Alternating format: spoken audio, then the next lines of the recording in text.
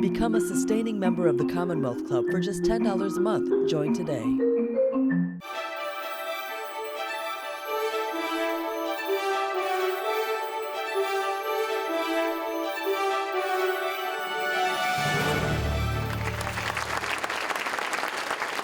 Hello, everybody. Welcome to the August 24th edition of the Week to Week Political Roundtable from the Commonwealth Club of California. I'm John Zipper, your host for the evening and the Vice President of Media and Editorial at the Commonwealth Club. It's great to see all of you here in person, as well as everyone who's watching and listening online. Now, today we are going to talk about the biggest candidates, issues, and trends of the 2022 fall election.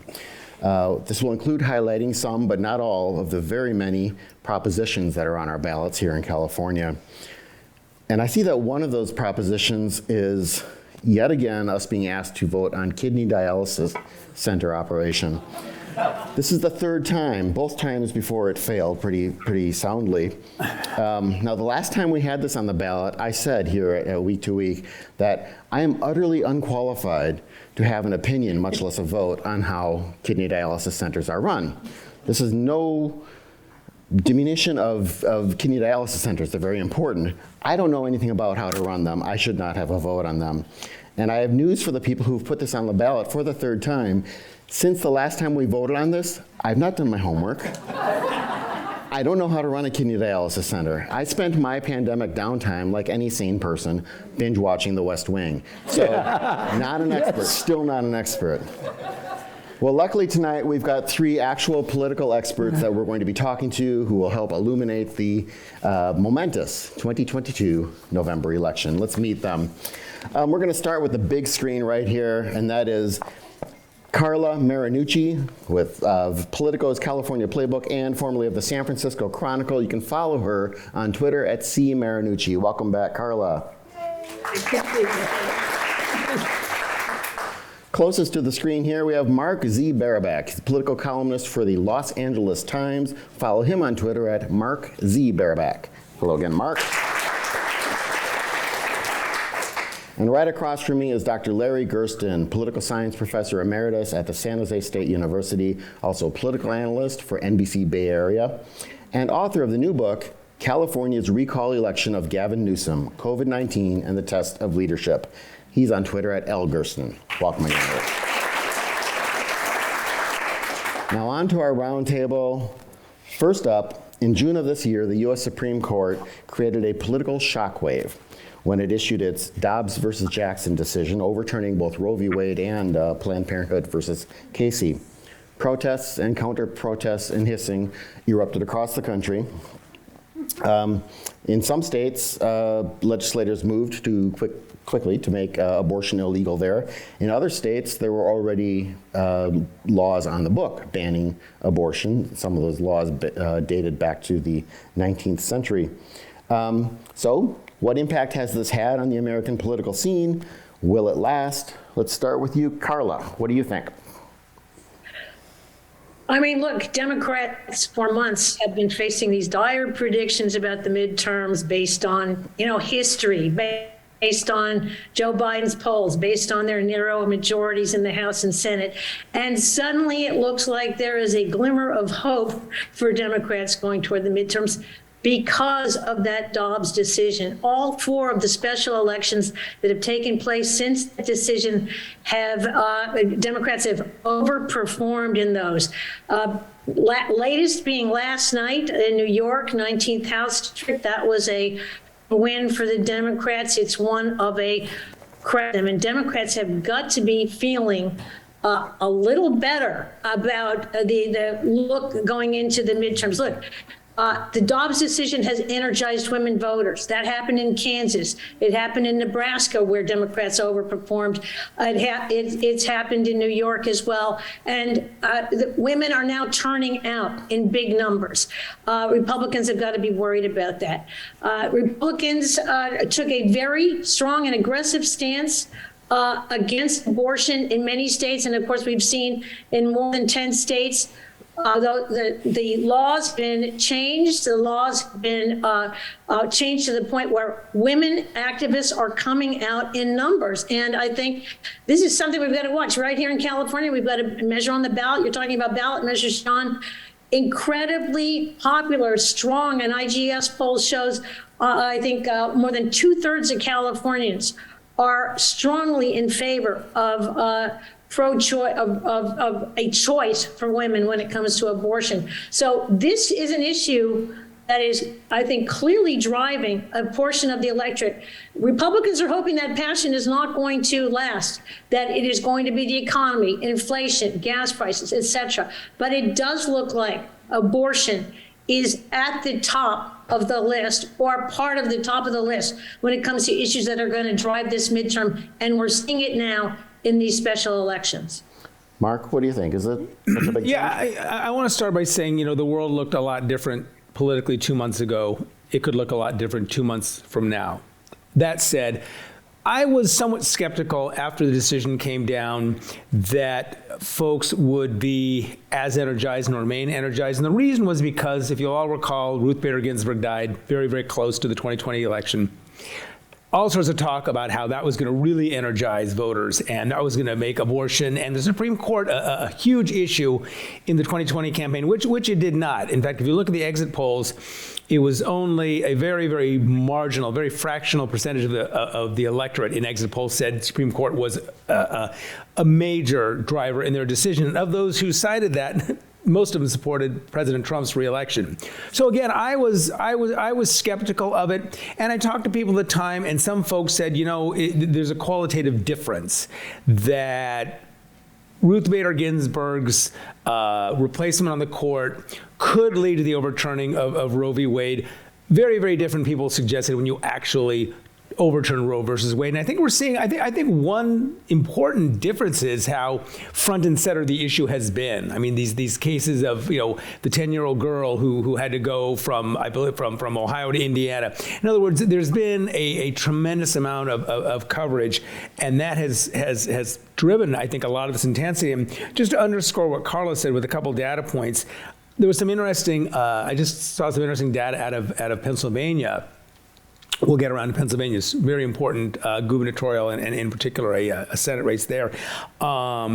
Women voters are out-registering other men by 4 to 1, and they're overwhelmingly Democratic. So again, huge, a lot of energy. And then the other thing, Carla talked about that I wanted to underscore is the intensity gap is closed. Typically, as we, anyone who follows politics with any degree of closeness understands, typically the party in the White House loses seats in the midterm election, right? Their voters tend to stay home. They're complacent, or they're unhappy, or they're whatever.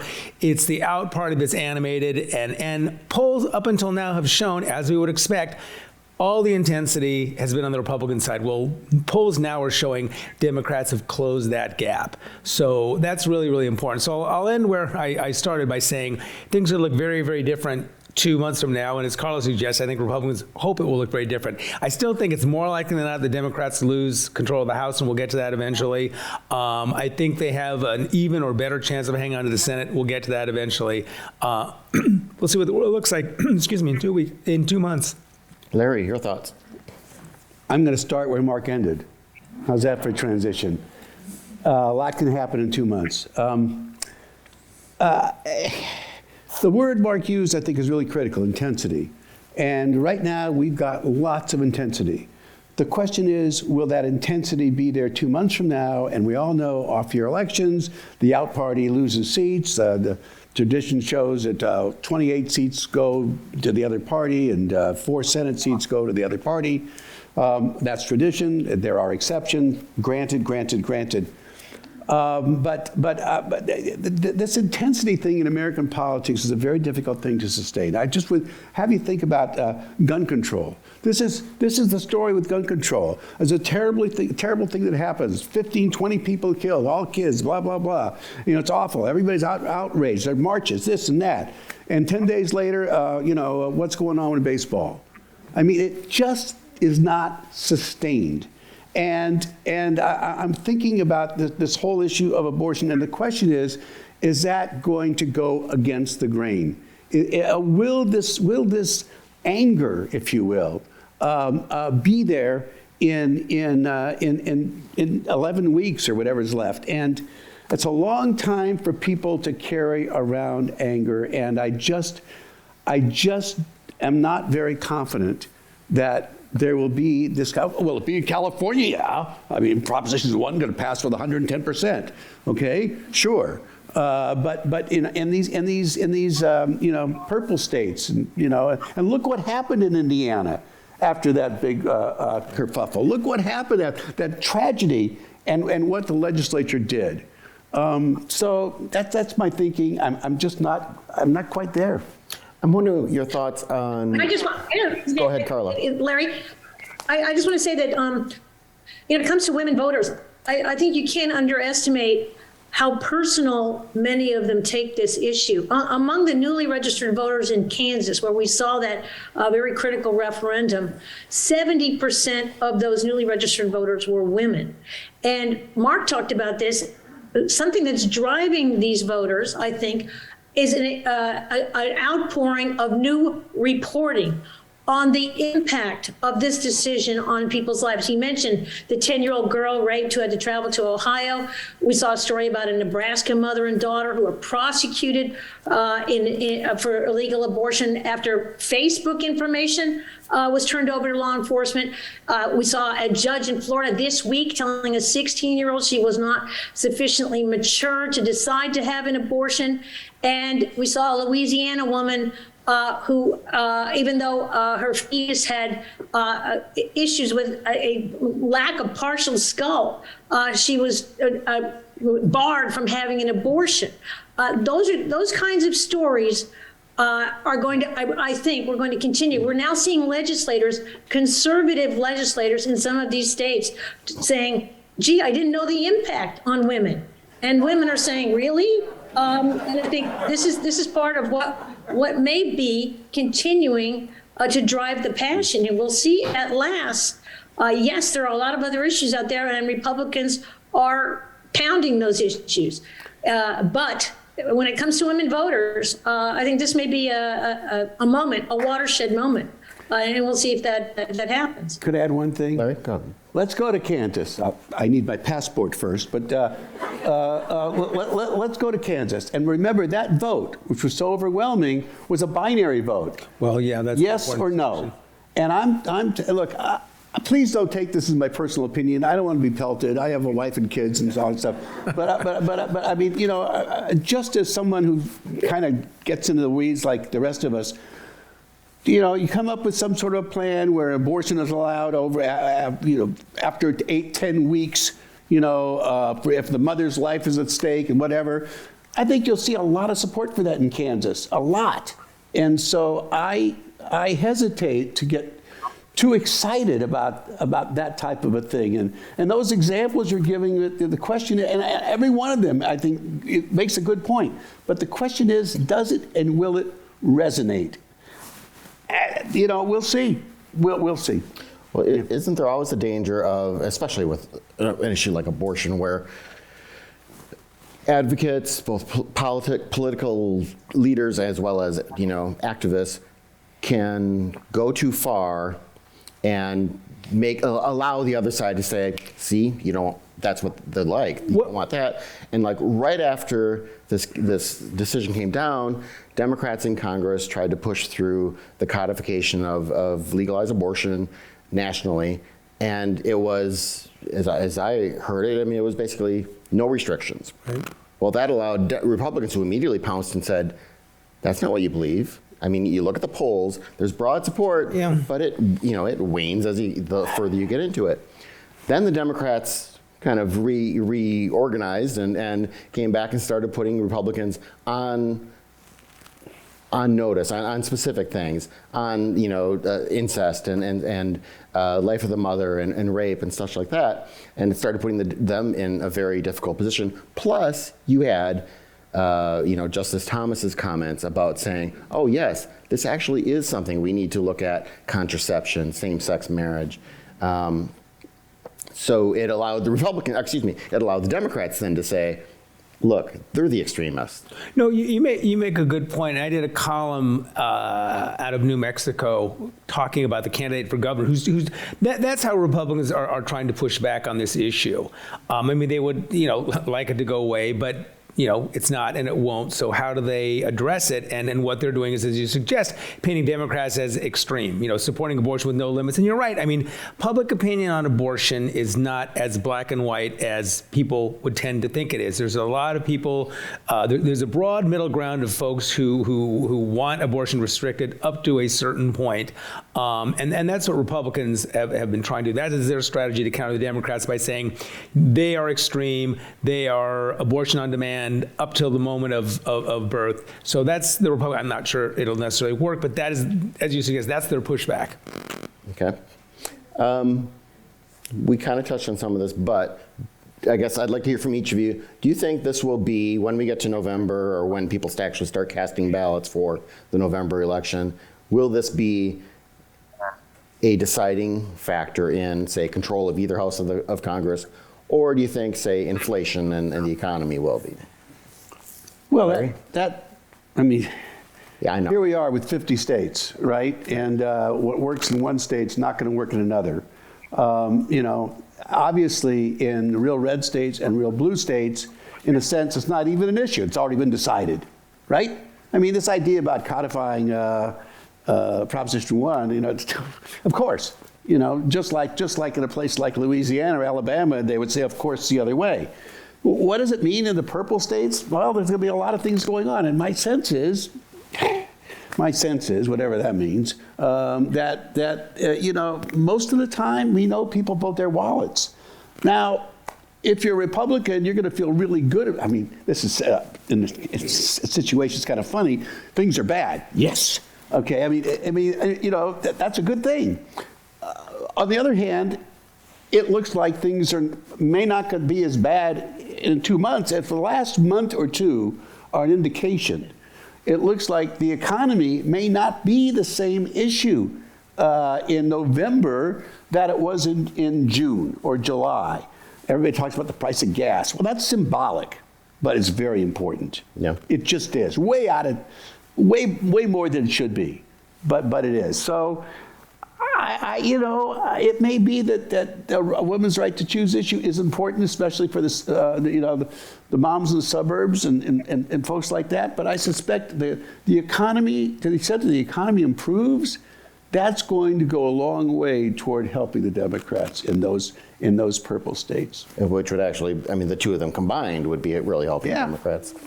Mark? So I am loath to make predictions because I've been burned, so I've sworn off predictions. So I'm going to answer the question by a question that I like to pose to political operatives and others when I'm covering a race or this or that. I always like to ask them the counterfactual. In other words, if you're wrong, like they'll say, they're working for candidate Smith, who was they're trying to get elected senator, and I'll say, if you're wrong, okay, you think Senator Smith is going to win, but if you're wrong, why are you wrong? Right? If Senator Jones wins instead. So I think, so let's project forward. Let's say the Democrats manage, I don't think they're going to hang on to the House, but let's say they manage to pull it out in the Senate.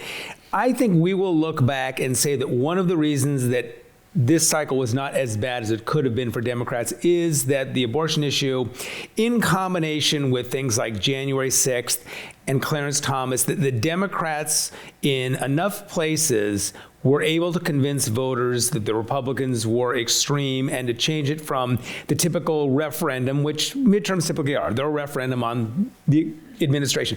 Turn it from a referendum into a choice between Democrats and what they will paint as the extremism embodied by Donald Trump, whose name I don't know if it's come up yet tonight or not. It's probably the longest we've gone at a Commonwealth Club without mentioning Trump.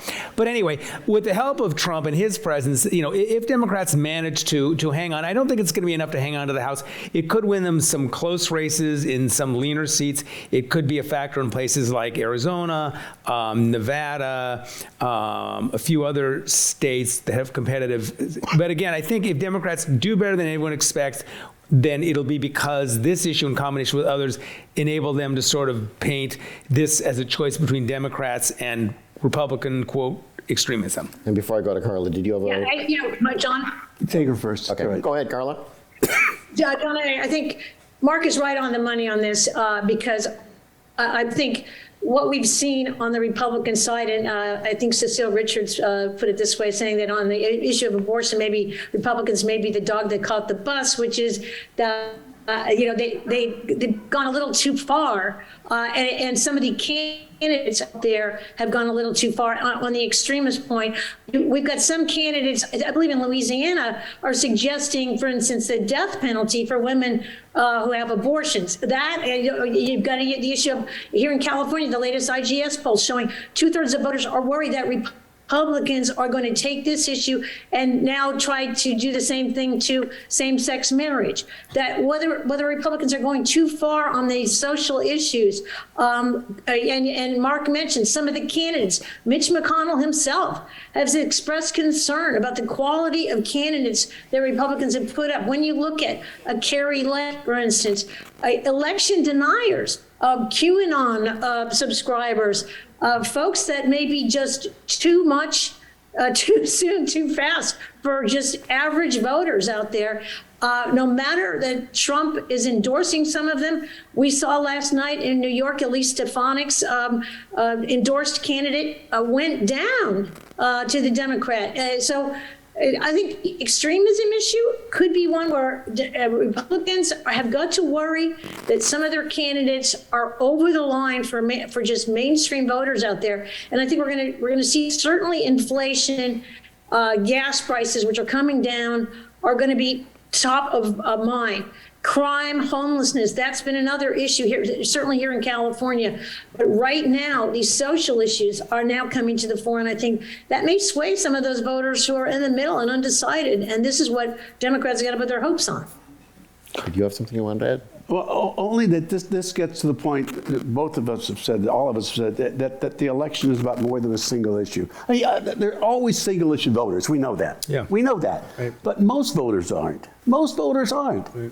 And I think the point that Mitch McConnell was making is the choice that Republicans have made with the candidates they've chosen for key positions. And I agree with Mark. I'll go so far as to say I think the Democrats are going to hold on to the Senate because of candidates like J.D. Vance, Mehmet Oz, Herschel Walker, and a cast of thousands. And these people have been anointed by President Trump, not because of their competence, but because of the extent that they've fawned over him. And that's the quality that's important. Well, that's good, but we know enough about the Trump element of the voter universe that it's not a majority. It's a healthy minority.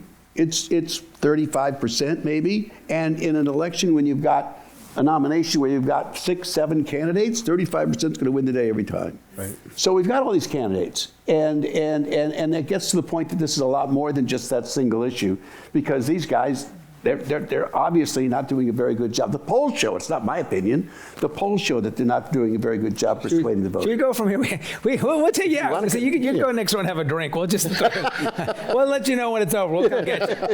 No, okay. So I'm going to throw out some names and we'll see. You know, do any of these names ring a bell? Christine O'Donnell, Sharon Angle, Todd Akin, Ken Buck. Okay, all these were people who ran for the Senate in 2010 and in 2014, which were landslide Republican years. In 2010, Republicans won, what, like 60, 73, some ridiculous number. But Democrats hang on to the Senate because they nominated people like Christine O'Donnell and Sharon Angle and Ken Buck, who did and said crazy stuff. And again, no predictions, but Blake Masters in Arizona, Mehmet Oz in Pennsylvania, Herschel Walker in Georgia. If Democrats hang on to the Senate, it's going to be because Republicans went down that road again and nominated people who are just too extreme and or seen as incompetent to win. Basically blowing a really, really good chance. I mean, they should take control of the Senate this year. Yep. On paper, they should. If they don't, it's going to be because of these exotics. What a nice way of putting it. These exotic candidates. I like that. Well, we'll get into more of those races in a bit, but before we do, I want to talk about something that some people think is ginning up the enthusiasm or the emotion angle on the Republican side, and that is The raid of Mar-a-Lago. So I kind of thought someone would applaud, but okay, it's okay. It's fine. We'll try it again. The raid of Mar-a-Lago. So for a couple of years now, there have been some Democrats and liberals who've been complaining that, the Department of Justice and Merrick Garland, the Attorney General, were being too cautious when it came to investigating or pursuing the previous administration's involvement in the insurrection. Then came the raid at Mar-a-Lago, and thanks, best audience. But anyway, this has obviously been a very emotional time with people being thrilled and people being very upset, people being angry, and even threatening violence against government agents. So, starting with you, Larry, speaking of political implications of this, what do you think? Is this just kind of the latest? During the Trump administration, we kind of had every week or two, there was some big thing that people were like, this is going to change everything, and it didn't, because the next day we were going to war against Greenland. What do you think about this? There are a lot of us who have watched Donald Trump over the last 6 years, and we've said at some point or other, this is the time. This is the time. Right? I've got Swiss cheese all over the place from saying and it never was the right time. I think the situation's different, and it may add to the polarization we already have. The Trumpers coming out more than ever, and of course the anti-Trumpers coming out more than ever. But it's the ones in the middle. It's the 40% in the middle. How are they going to respond to this? And I think we just have to let this take its course. It looks like some pretty bad things have happened, and the question is, how is this going to be laid out? And don't forget, we have the 1-6 committee coming back in September. And I think there's going to be even more interest in September than we saw in June, because we're getting closer to the election. Mm-hmm. And then everybody gets more interested, right? Oh, there's an election, I heard about that. Okay? So you're going to see that. So the combination of 1-6 and the rollout of this information could mean a lot, not just for Donald Trump, but the election deniers, if you will, and not the hardcore ones, but the ones who said, well, yeah, those are the ones you got to watch. And remember, elections tend to be close. They do, no matter what. And I think that's the variable that we have to watch. See, and I have a really hard time seeing any upside for the Republicans in this. It's like, this glass, right? It's like, at a certain point, let's say these are, Trump animated people. At a certain point, you can fill it up, but it can only go so high. So I think, people who are the shoot someone on Fifth Avenue and still will support him crowd, they're already ginned up. I don't think they can get very much more ginned up. I think, simply stated, any day that Donald Trump is in the news is a good one for Democrats and not a good one for Republicans. We saw that in the 2016 presidential campaign. If you go back and you look at the course of that campaign, when Hillary Clinton was front and center in the news, she would go down the polls and Donald Trump would go up. And when Trump was at the center of news, he would go down and she would go up. And as it happened, right, the last weekend, the Comey thing, she was the focus of attention, right? So again, any day where people are talking about Donald Trump or thinking about Donald Trump or drawing the comparison between how things were under Trump versus how things are now under Biden, yes, you have to factor in inflation, but I'm talking about, the things that people were glad to be done with, this I was going to say mishigas, but if anyone understands, just this daily word, this tumult, all this stuff. It excites his base. People who hate Trump hate him even more, but I think a lot of people are just ready to move on. And so again, any day that people aren't thinking about a referendum on Biden and a choice between then versus now, I think is not a good one for Republicans. Okay, Carla Marinucci. And John, let me say, I think the interesting thing is the reporting has not stopped on this Mar-a-Lago event. Every day we're seeing the Washington Post, the New York Times, continuing to report more details about how the government tried to recover these documents, peacefully, quietly, over a 15-month period. and what's in these documents, which now we're hearing could be some of the most sensitive secrets, the United States government held. And there's now videotape about people going in and out of the storage room. I mean, at this point, Republicans having to defend this behavior with videotape, with, even Trump sort of journalists who are on Trump's side releasing information that is very damaging to him. His circle of friends are getting smaller and smaller. Even today, he's tweeting that Mitch McConnell and his wife, Elaine Chao, maybe should be investigated. He seems to be suggesting that. It just creates a situation where I think for Republicans, this is more and more damaging and more sort of drama that they don't need going into these midterms. And we have to talk about too. I mean, this is going on along with that monsoon of other investigations that Trump is facing with regard to, January 6th, as was mentioned, tax issues, civil inquiries, et cetera. So there's an avalanche of stuff that's going on, and at the point for the Republicans trying to focus on real issues that matter to just real voters, kitchen table issues, it gets more and more difficult as Trump is on Truth Social ginning up what, as Larry said, looks like maybe a declining base at this point. So it'll be interesting to see how Mar-a-Lago event plays out, but the continual reporting on it, and it's really excellent reporting, doesn't bode well for Donald Trump. If I could throw in something contra to what I had just said a few moments ago, I mean, as Larry suggests, we're really talking about independent voters who are people who don't follow politics very closely, who may kind of realize come late in October that there's an election, and so they're not following the ins and outs the way a lot of people are. And, there was a really, if you're not familiar with the Cook Political Report, they do a terrific job, and Amy Walter does a lot of their analysis, and it was very interesting. She was talking about a focus group where these were people who were undecided, independent voters, right? And there was one guy who they were talking about January 6th and this and that and all that and how terrible all this stuff was. He said, but all I know is that I'm paying twice what I did for lumber and gas 2 years ago. So there is that large segment of people out there who aren't paying attention to the headlines and don't care what people like me or Larry or Carla think or say or care or write about. They're going to vote based on their wallets and their pocketbook. So that's kind of contra to everything I just said. On that note, then, let's talk about some of the most interesting races. We've touched on some of them. I want to get into a bit more in Pennsylvania. Very interesting Senate race between Democrat John Fetterman and Republican Mehmet Oz.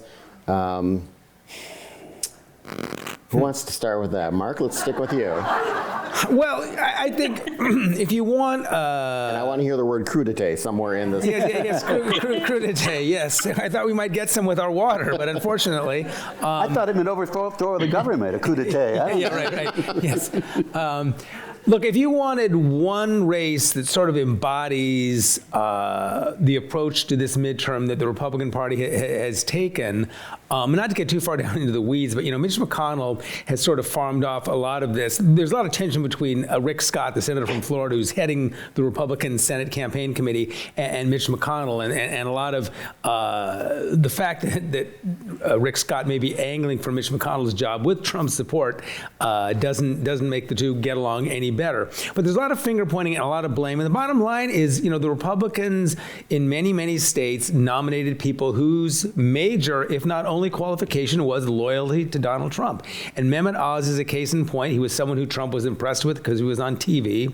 He's been no, it's true. He was impressed with him, and that was, he bowed and scraped and did what he had to do to get Trump's endorsement. And he's turning out to be a perfectly horrible candidate. The best example of it being post-crudité, his press person was quoted yesterday saying that, his opponent, John Fetterman, is recovering from a stroke, said, well, maybe he'd eaten some vegetables, he would have had a stroke.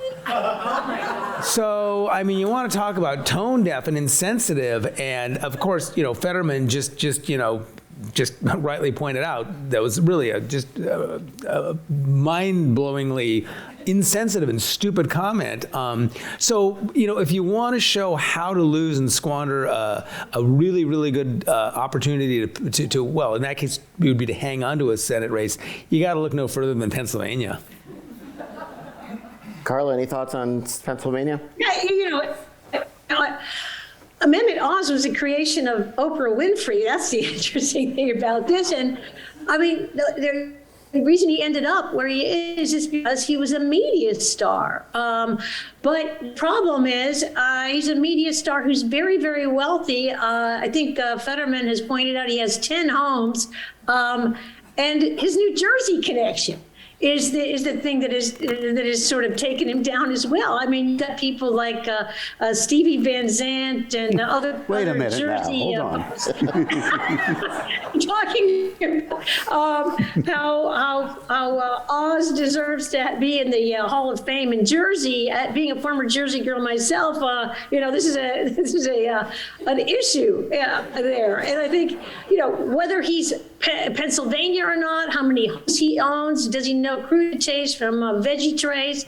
I mean, the guy has proven to be a candidate who knew how to act, knew how to communicate in a television show, but apparently when it comes to voters, I think this is a lesson. I mean, we've seen media stars here in California, Schwarzenegger, etc. Some of them are successful, some of them are not, and Fetterman has just been, I think, sort of brilliant, or really his team has, in making these social media memes every day about his mistakes, about Oz's mistakes. So as Mark pointed out, that race, I think, more than any other, sort of illustrates what happens when you think you've got gold as a candidate, and it turns out to be not so. I think in the governor's race there also, is when you've got Mastriano, somebody who is so extreme.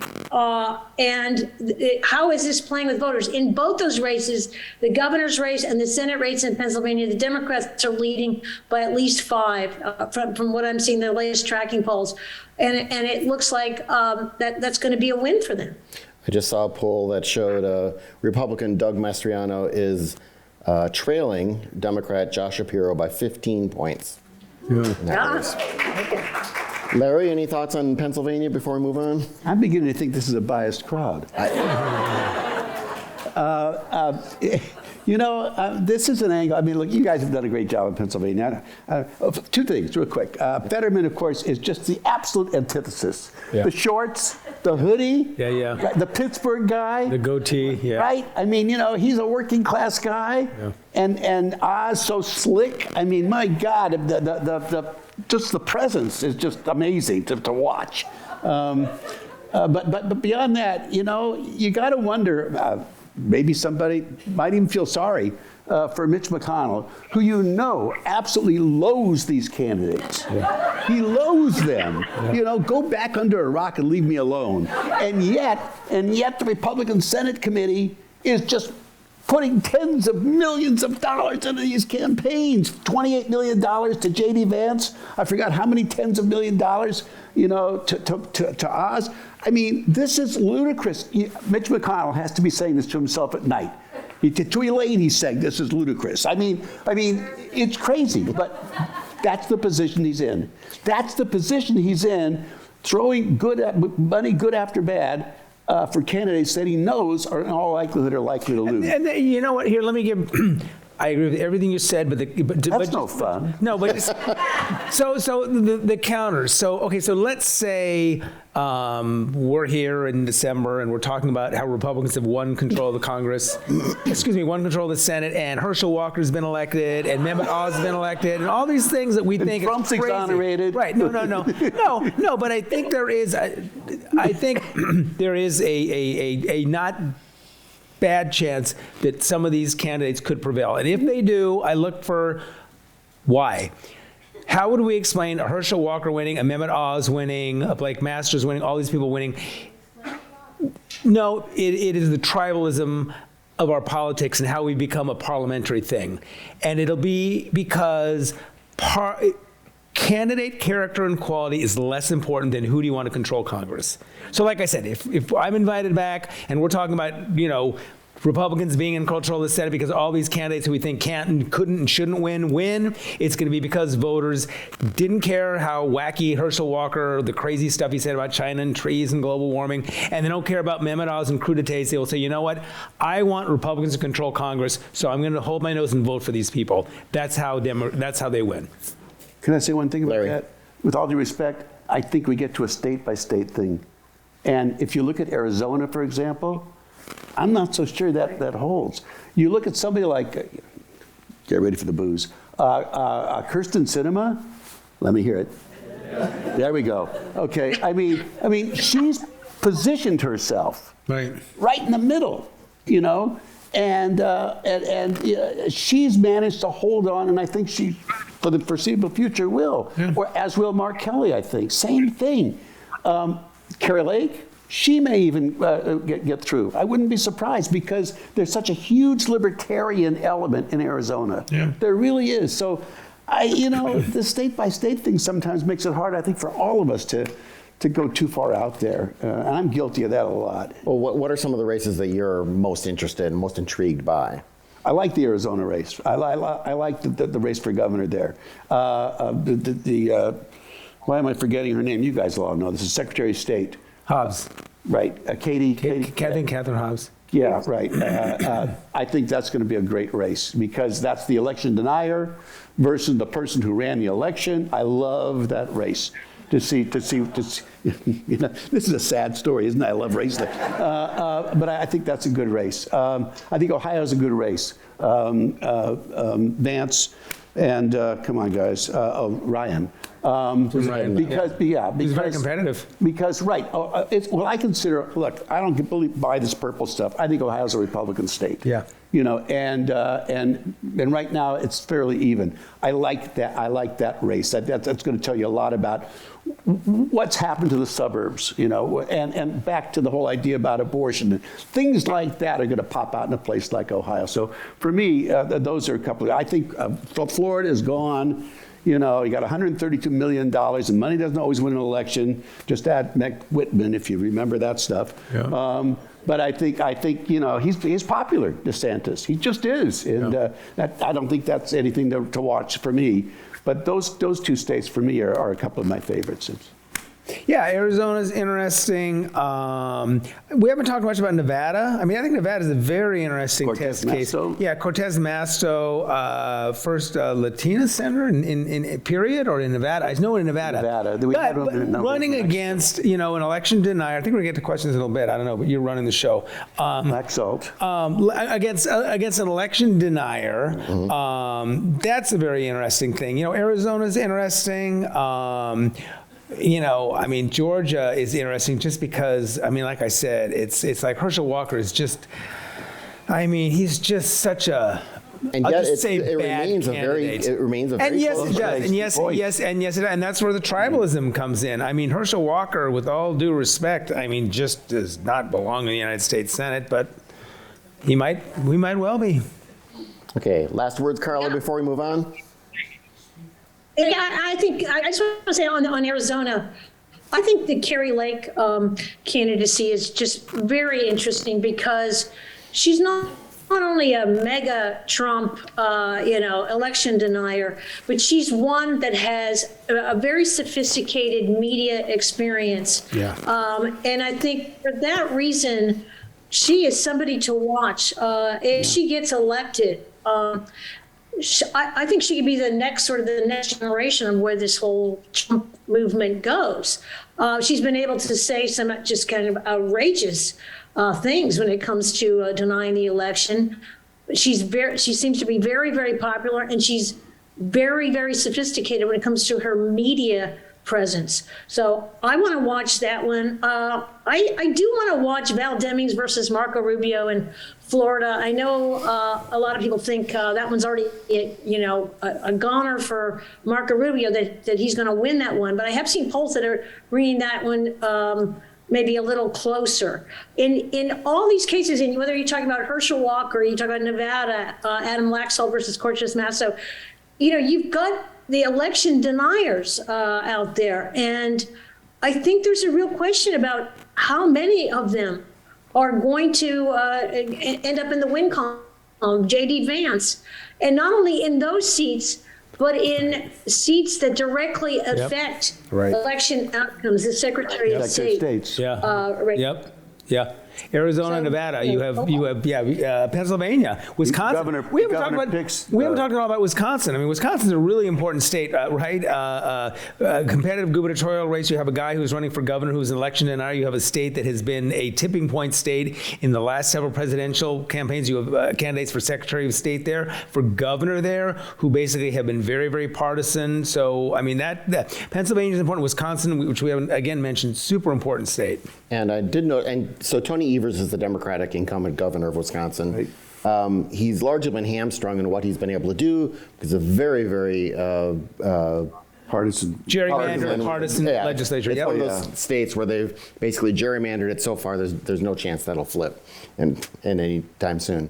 But right after the Dobbs decision came out, his messaging started being about abortion and the choice and such like that, and working with the Secretary of State in that state, who is also a Democrat, and them, giving direction to the prosecutors or whatever not to pursue. Right, because like some 1893 law or something they're one of the automatically ones kicked with the really in. old Right. laws. Yeah. So, Wisconsin is also interesting. And of course, it is one of those states that, went barely for Donald Trump and then went barely for Joe Biden. So it is a definite battleground. Yes, it is. Speaking of another state that probably is, who knows, California could go for Trump, it could go for Biden. It's so close here. But let's talk about some of the California races. I actually want to start with the controller's race. Because this features Republican Lanhee Chen versus Democrat Malia Cohen. Lanhee Chen, of course, most famous for being a frequent week-to-week panelist. That's right. And of course, Malia Cohen, one of the rising stars in the California Democratic Party. Starting with you, Larry, does Lanhee have a chance to be the first Republican to retake a statewide seat in this state? Well, let's put it this way. He is the only Republican who could, by virtue of his positioning. He's pro-choice. Start off with that. In California, you've already got 10 points, okay? I mean, seriously, that's a big thing here in the state. He's a moderate in every sense of the term. He's, wants to make the schools better. He doesn't run off on charter schools and stuff like that to any great degree. He does things that a lot of Democrats could vote for in a lot of conditions, a lot of circumstances. I don't get too worked up about this. You got, I think, something like 32% or 33% in the primary, and then Malia Cohen, right beneath him, got 22%, something like that. As it came in second, oh my gosh. Well, everybody else were Democrats. Yeah. Right. And you add it all up, and that may be his high point, 32, 35%. But if anybody can do it, it's like Faulkner in San Diego. But the problem is, these guys tend to get, you've heard the verb now, primaried. Yeah. In this case, in California, he didn't. But the guy's got good credentials, and he's articulate. He's smart. I mean, he's got a lot of good things going. He's just in the wrong state. Yeah. I would agree with everything Larry said. I would just add he has the scarlet R next to his name. And in California, Republican is a scarlet letter, scarlet R. That's it. Carla, you agree? I think Lanhee Chen is a brilliant guy at 4 degrees from Harvard and Stanford. This is somebody who from being on Week to Week, John. He knows his stuff. And he's been endorsed by every major newspaper, LA Times, Mercury News, I believe. And as Larry said, in any other state, this would work. What could be the interesting factor here is the controller's seat is a kind of a watchdog seat in California. And the argument he makes is one party rule. Maybe it's time for somebody to come in and be the watchdog on that party. But I think, as many have suggested, it may be a lift too large here in California for anyone with an R after their name, given the given the opportunity. The fact is, no matter what happens in this race, and even with the endorsements that he is somebody to watch for the future. He's very young and extremely accomplished. So I think that's a race to watch. And once he moves to Iowa, Carla, he'll be in. Well, these three, of course, will be eager to find out if the week-to-week panel is a springboard to greater things. Yeah, right. Exactly. I guess briefly now, we're running short on time. The governor's race, and I don't say this to insult the man, but raise your hand if you know who the Republican candidate is for governor. I see one. That might be him, in fact. I don't know. Yeah, look, I think the short answer is we ran the governor's race last September. Done. He was reelected. It was a $270 or $200 some million debacle to basically rerun the election, get the exact to this percentage. Exactly. Result we did before. That was it. We had a gubernatorial race. It was last September. By the way, if you do want to meet the gentleman who's running, his name is Brian. Is it Dolly? Yeah. He will be at the Commonwealth Club on September 22nd. But any thoughts on what you just said about the race? I think is probably about how a lot of voters feel about it. Yeah. Let me ask it this way, which is people are talking, of course, a lot about and watching what Newsom is doing and saying, is this really plotting a run for the president, whether in 2024 or 2028? I'll gladly take that one because I have written, I think, 2 or 3 columns now saying flat out Gavin Newsom is not running for president. Look, Gavin Newsom would love to be president. Gavin Newsom probably thinks he's capable of being president. You may not like Gavin Newsom's hair or his teeth or his policies or anything about him, but Gavin Newsom is not stupid. I think Gavin Newsom realizes that running against Joe Biden would be suicidal, that running against Kamala Harris would be a fool's errand. If Joe Biden, right, big capital IF, Joe Biden were to step aside, Kamala Harris is the front runner and the one that has to be beaten. And if she were to stumble, then yes, a la Bobby Kennedy in 1968, was it like March or whatever when he finally got into the race, then I would see Gavin running. As we sit here today, I do not see Gavin Newsom running for president. Carla? I mean, right now, the poll this week shows Gavin Newsom up 27 points in his governor's race. So you're absolutely right. That one looks like a done deal. And Gavin is universally known by Californians. He's got a 53% approval rating at this point. And he's making moves, as Mark said, that are creating that storyline that he's running for president sometime in the future. We do know that at his 40th birthday party in San Francisco, there was a toast by the family next time at the White House. So it's been talked about before. But there's a lot that has to happen and a lot of things that have to fall into line for that to happen. And Kamala Harris is certainly one of the things that would have to work itself out for Gavin to do that. I think it's very interesting to see how Newsom is making moves to jab at DeSantis, jab at Governor Abbott in Texas, to draw that contrast between California and those very red states. He's doing that for a reason. And some Democrats are saying he's doing it for his own personal future, but others are saying he's doing it because the party needs somebody to be kind of the bad boy and to be out there with a very aggressive message. And certainly, I think Democrats here in California are happy to see him do that. So it's a win-win for him no matter what happens. He can always say, no, I'm not interested in running. That's not my thing. And then, who knows, 2 years from now. But the voters, wanted me to. So I think we haven't seen the end of that drama. But whatever, Newsom has made himself the center of conversation nationally, and that's got to be a good thing for his political future. Larry, President Gavin? 2028. No, I'm serious. 2028. He's 54 years old. Yep. He's going to let this whole thing play out. And if Biden chooses not to run and Harris does run, another story. And then it's maybe 2032. He's still young. Yep. He's young. Yep. I mean, of course, to me, everybody's young, but that's another story. I mean, he's young, right. Okay? Right. And he's going to get his name out. There's no downside to any of this. I was in Florida, ironically, the week his commercials came out.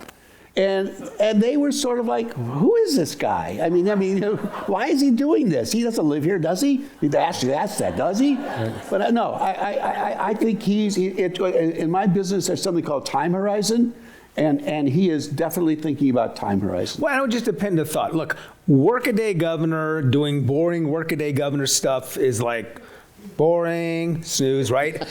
Possible candidate for president, maybe going to take on Biden, maybe going to run. It's like, wow, the New York Times and the Washington Post and CNN and all the networks want to talk to this guy. It's that simple. Okay. We're going to have to be very quick, so I'm just going to ask each of you to pick one of the propositions on the ballot that you think is most noteworthy or interesting or crazy, and what you think could happen to it or something like that. So, Carla, you go first. I think that's Proposition 1, which is the Right to Reproductive Freedom Amendment, which essentially sort of asks California voters to amend the state constitution to prohibit the state from interfering.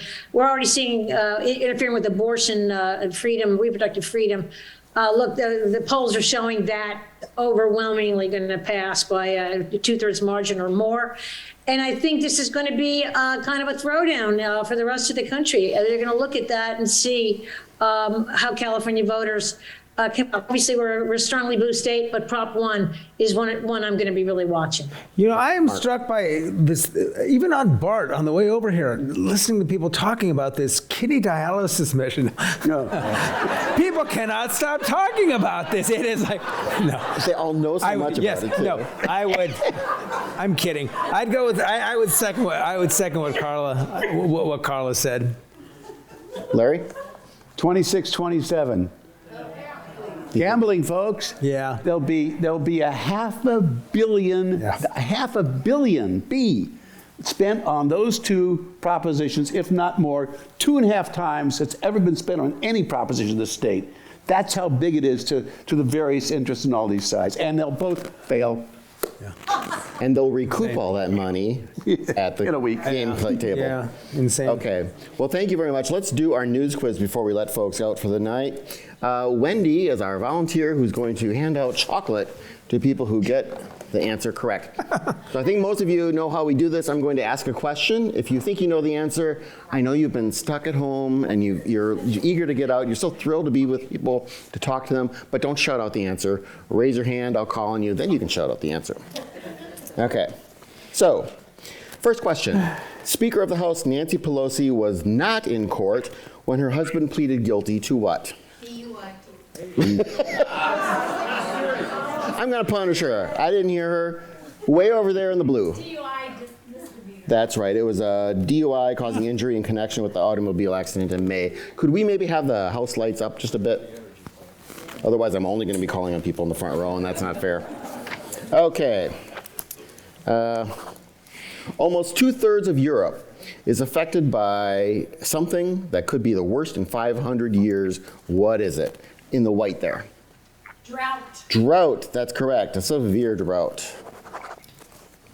Kim Kardashian, Kevin Hart, Dwayne Wade, and Sylvester Stallone, they were all sent warnings about their violations of what? Water. Water, because of our own severe drought.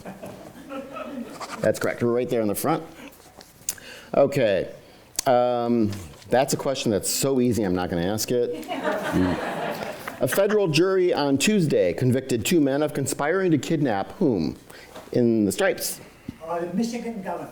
Michigan Governor Gretchen Whitmer, that is correct. Okay. I need a name. Who is the Republican who beat Liz Cheney in the primary in Wyoming? Sir. Hagman. Yes. Margaret Hagman. Harriet Hagman. That's good enough for chocolate. You got the last name. Yeah, we go by the chocolate rules here. NBC News reports that conservative activists in Bonners Ferry, Idaho, have pushed a list of 400 books that they're demanding the local public library remove from their shelves. There's only one problem. What is it? I mean, beyond demanding books be way in back there. There's no public library. No, but you're thinking along the right lines. Anyone else?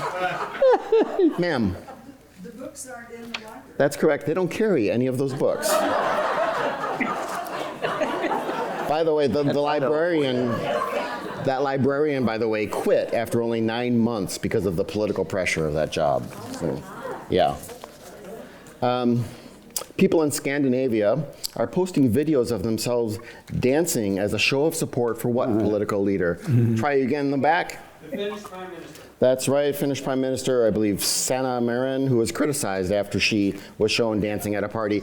It's Scandinavia. They weren't upset that she was dancing, they were upset that she was showing emotion. Just, I'm from Wisconsin, I can make that joke. China's government censors altered the ending of what recent film to make it look like the criminals were apprehended? Yes. Minions. Oh. The Rise of Gru. How sad. Yes. Yesterday, California Governor Gavin Newsom vetoed a bill that would allow what in 3 California cities? Your hand was up first. Drug vials, the station. Right, safe injection sites. That's correct. Sorry, way over here in the red on the front row. Okay, I think we've got a few more here. What is Regner's grocery store? What is Regner's grocery store? Ma'am, right there. That's right. There's a Wegmans grocery store and a, what is it, Regner's grocery store? Yeah. He conflated. And he said, He made a. yeah, they don't sell crudité. That He was made the a whole- portmanteau. He made a portmanteau of the two. So, Never say portmanteau, huh? He's, let's see. That's worse than crudité. What powerful Hollywood figure was granted an appeal more than 2 years after his rape conviction? Sir. Harvey Weinstein. Oh, I missed that. the crowd. Let's see. In the face of ongoing war, what country defiantly marked its Independence Day today? Ma'am, your hand with what? Ukraine. Ukraine, right. President Zelensky said, quote, "We finally became truly one, a new nation that emerged on February 24th at 4 a.m., not born, but reborn."